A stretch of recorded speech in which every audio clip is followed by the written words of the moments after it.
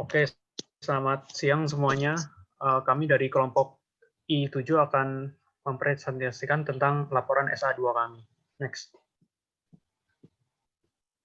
Nah, jadi perusahaan yang kami identifikasi itu adalah Creative Lab. Jadi Creative Lab ini adalah didirikan oleh salah satu dosen di Busi Insight, yaitu Bu Sinta. Jadi awalnya Creative Lab sendiri ini didirikan pada tahun 2018. Jadi awal mulanya perusahaan ini dibentuk adalah hasil kerjasama dengan pihak Citralin Surabaya untuk membuat suatu event tahunan bernama event Gerebek Waluyo. Next. Nah, ini adalah company perusahaannya. Jadi bidang bisnis yang ditekuni adalah event jasa, yaitu khususnya event organizer. 5/6 Surabaya, Indonesia. Dan nomor teleponnya 081 357 881 678. Serta sosial media yang digunakan ada Instagram, yaitu creativelab_SBY, dan juga WA yang tercantum sama dengan nomor telepon. Next. Terus analisis manajemen. Jadi dengan analisis manajemen yang objektif, logis, interpretasi yang tepat, dan alternatif yang disajikan, dapat dipilih keputusan dalam berbagai hal, antara lain yang pertama adalah penentuan tujuan yang akan dicapai. Dalam hal ini adalah peluang dengan Citralin Surabaya dan juga beberapa perusahaan lainnya. Yang kedua adalah peluang strategis, yaitu Citralin Surabaya melakukan event tahunan, yaitu Gerebek Waluyo. Yang ketiga, peningkatan efisiensi penggunaan sumber daya, yaitu jasa event organizer dari salah satu perusahaan otomotif PT Transform Auto Prima.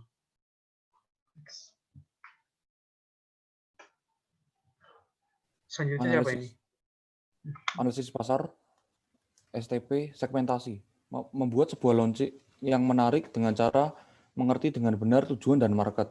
Tujuan dari event harus tercantum, tertulis, dan dimengerti dengan benar oleh semua pihak yang terkait, baik itu penyelenggara event maupun yang punya merek. Dari awal harus tegaskan tujuan event ini apa dan apa konsekuensinya. Mereka harus mempersiapkan segala sesuatunya secara detail, kreatif, dan sesuai dengan proses yang sudah disepakati. Yang kedua, targeting. Pemakai jasa ini adalah masyarakat menengah perkotaan yang dari waktu ke waktu jumlahnya semakin banyak. Konsumen pemakai jasa tersebut biasanya mereka yang praktis dan tidak memiliki banyak waktu sehingga membutuhkan kepraktisan dalam mengorganisasikan kegiatan.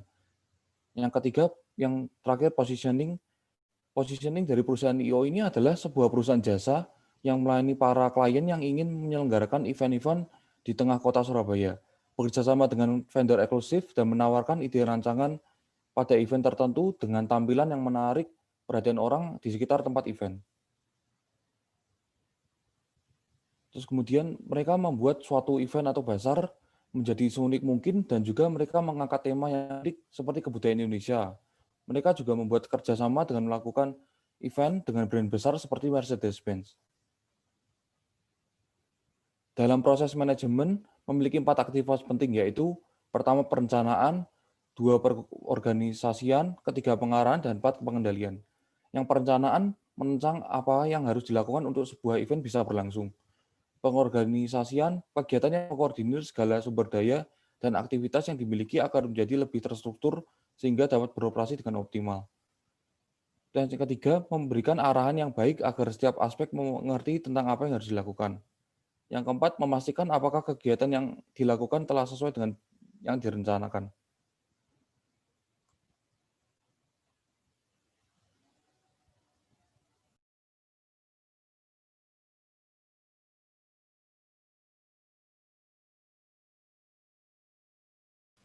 Oke, yang benchmarking siapa? Benchmarking. Yang pertama, Markas Organizer. Markas adalah perusahaan IO yang sudah lama ada di Indonesia. Dan perbedaannya adalah Markas Organizer ini lebih berfokus kepada acara yang besar dan mengundang banyak sekali pengunjung. Berbeda dengan perusahaan Ibu Sinta yang lebih terfokus membantu UMKM supaya dapat menjualkan produknya. Yang kedua ada The Bright Story. Jika dibandingkan dengan The Bright Story, sangat berbeda karena The Bright Story lebih terfokus untuk pernikahan berbeda dengan perusahaan Creative Lab. Creative Lab dan The Bright Story juga memiliki target pasar yang berbeda. Next. Yang ketiga, Creative Event Organizer. Creative Event Organizer juga merupakan bisnis event organizer dari UC. Perbedaan dari Creative Event Organizer dan Creative Lab adalah memiliki sponsor yang berbeda. Karena dua bisnis ini memiliki target pasar yang berbeda. Aktivitas pemasaran. Yang pertama, riset pasar. Melakukan riset untuk menentukan barang dan melakukan riset pasar. Yang kedua, cross promotion. Penawaran produk atau brand pada saat event berlangsung. Yang ketiga, internet marketing. Melakukan pemasaran dan promosi untuk menarik pelanggan melalui media sosial dikarenakan bisa menjangkau lebih banyak orang. Untuk aktivitas operasionalnya, biasanya eventnya itu diadakan di area Surabaya Barat, khususnya di G-World. Dan untuk acaranya, operasionalnya itu berjalan dengan baik, crowd control-nya, serta minimalisir pengendalian trafik di acara sekitar event juga dikontrol dengan baik. Operasional event acara dilakukan berdasarkan dengan jadwal event yang sudah disusun sebelumnya. Konsep acara pun dieksekusi dengan menyiapkan barang, dekorasi, dan juga keperluan-keperluan lain yang dibutuhkan. Aktivitas operasional Creative Lab sendiri dijalankan berdasarkan keinginan klien yang merancang eksekusi konsep acara yang diinginkan. Next. Pemanfaatan teknologi, mereka memanfaatkan teknologi untuk bagian marketing dan pemasaran dengan memanfaatkan networking dan influence yang dimiliki di media sosial. Mereka memberi update event-event yang mereka selenggarakan sehingga followers mereka di media sosial dapat mendapatkan informasi secara langsung, dan cara ini cukup efektif. Next. Untuk empati, para anggota event organizer ini melihat sebuah peluang yang di sekitar mereka. Peluang tersebut merupakan sebuah permasalahan dari para masyarakat dan juga mahasiswa yang ingin mengembangkan bisnis startup.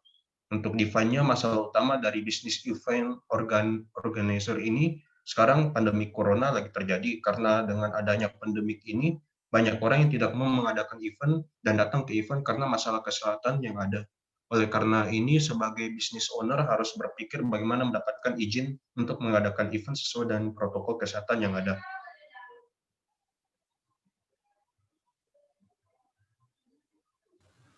Oke, untuk yang setelah dari empati dan define, kami melakukan survei. Jika kita ingin membuat sebuah event organizer, kita melakukan survei, dan hasil surveinya ini kita mendapatkan saat menanyakan responden mengenai topik menarik yang menurut mereka bagus untuk dibahas. Mayoritas dari mereka memilih topik mengenai tren bisnis 2020 sebagai topik yang cukup menarik untuk dibahas. Hal ini juga bisa beralasan karena banyak sekali orang-orang yang ingin melihat sektor bisnis apa yang bisa menguntungkan di masa pandemi sekarang. Dari grafik di atas tadi, mereka menunjukkan bahwa gambar prototipe kami dan menjelaskannya kepada responden.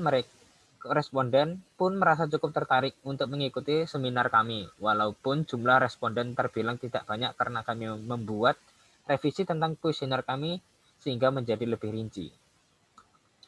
Nah, dari kesimpulan pada presentasi pada hari ini, yaitu pertama, penelitian survei ini merupakan penelitian yang mengumpulkan informasi dengan menanyakan bagaimana pendapat orang dengan mengadakan sebuah event dalam keadaan pandemik saat ini. Yang kedua yaitu dari data tren yang sudah dikumpulkan menunjukkan bahwa kegiatan event pada saat pandemi bisa dilakukan secara online dan merupakan langkah optimal yang bisa diambil dalam kondisi sekarang.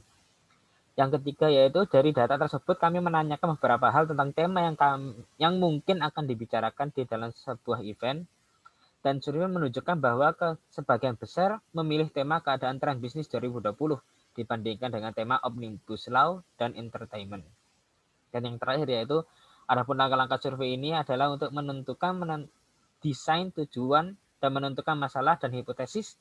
Dengan melakukan survei ini kami bisa menentukan apa yang bisa kami gunakan dan kami pakai untuk membuat sebuah event. Sekian dan terima kasih. Ya, selamat siang.